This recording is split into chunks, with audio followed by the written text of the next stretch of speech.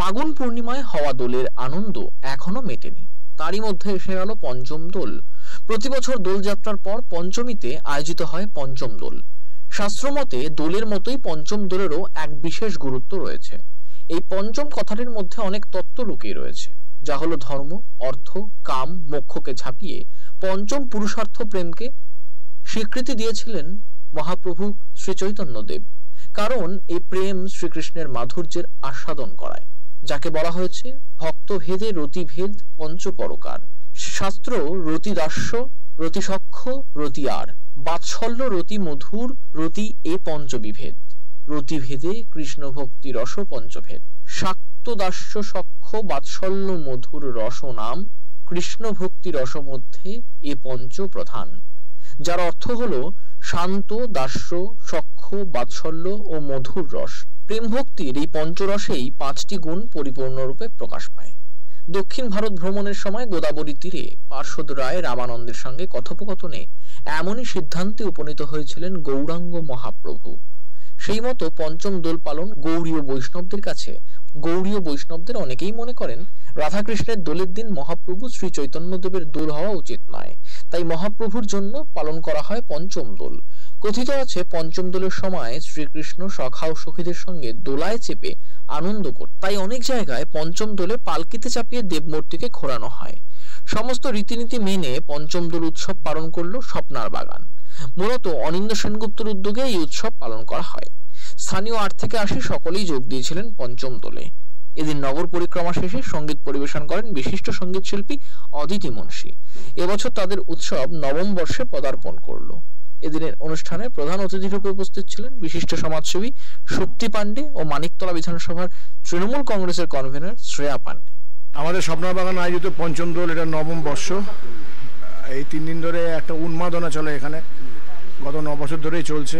মানুষ প্রচণ্ড এনজয় করে, সবাই খুব আনন্দে থাকে এই সময়টা। এই 4টে দিনে আমাদের এই পুরো পাড়াটাই নিরামিষ খাওয়া হয়, কেউই বাড়িতে আমিষ খায় না।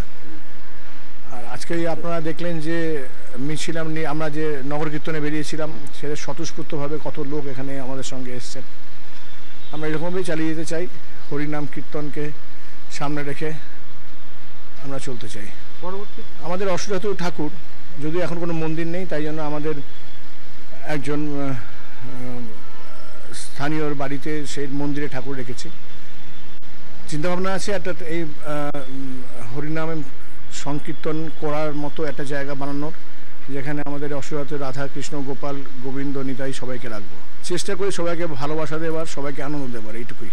স্বপ্নার বাগান স্পোর্টিং ক্লাবের পক্ষ থেকে এই যে পঞ্চম দোলের যে অনুষ্ঠান করা হয় 3 দিন ব্যাপী, আজকে তার শেষ অনুষ্ঠান ছিল। এবং এই 3 দিন এই অঞ্চলের লোক, যেটা বললো আমার প্রধান উদ্যোক্তা বন্ধু অনিন্দ্য সেনগুপ্ত, যে প্রত্যেকেই খুব আনন্দে থাকে, প্রত্যেকে খুব ভালো থাকে।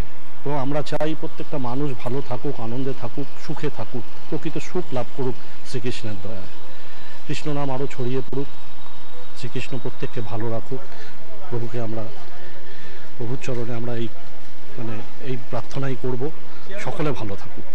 হ্যাঁ, এই পঞ্চম দোলে এটা একটা বিশাল বৈশিষ্ট্য যে এই অঞ্চলে প্রচুর মানুষ, অগণিত ভক্ত, নারী পুরুষ নির্বিশেষে এই নগর কীর্তনে তারা সামিল হয়।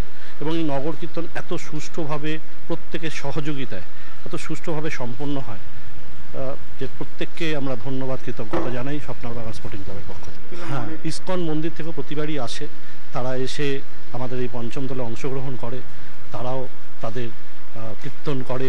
এছাড়াও শুধু ইসকন নয়, অনেক বৈষ্ণব সংগঠনের পক্ষ থেকেও এই 3 দিনে তারা এসে এখানে তারা কীর্তন গান, ভক্তিমূলক গান তারা এখানে প্রদর্শন করেন, ভাগবত পাঠ করেন। এখানে অনেক রকম অনুষ্ঠানই হয়। প্রত্যেকটা মানুষ এই 3 দিন অনেক কিছু তারা এই আনন্দটা উপভোগ করে। Bureau report, channel 10। চলছে পবিত্র রমজান মাস। এই মাস মুসলিম ধর্মপ্রাণ মানুষের জন্য